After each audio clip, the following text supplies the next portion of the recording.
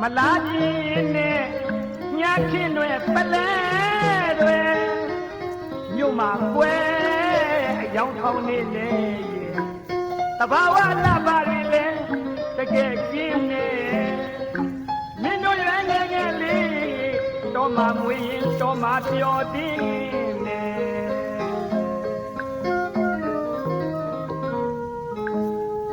မလာခြင်းနဲ့ညချင်းတွေပလဲတွေမြို့မှာကွဲရောက်ထောင်းနေနေတဘာဝလာပါရီလေတကယ်ကင်းနေမင်းတို့ရွယ်ငယ်ငယ်လေးတော့မှမွေးရင်တော့မှပျော်တင်း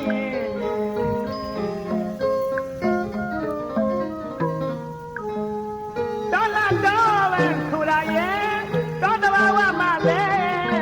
ပွင့်လန်းနေနေမဟုတ်လားကွယ်ရွှေတပြူငွေတပြူတပြူတွဲရှင်းချူရက်တဲ့လူတွေများစောင့်စားနေကြတာ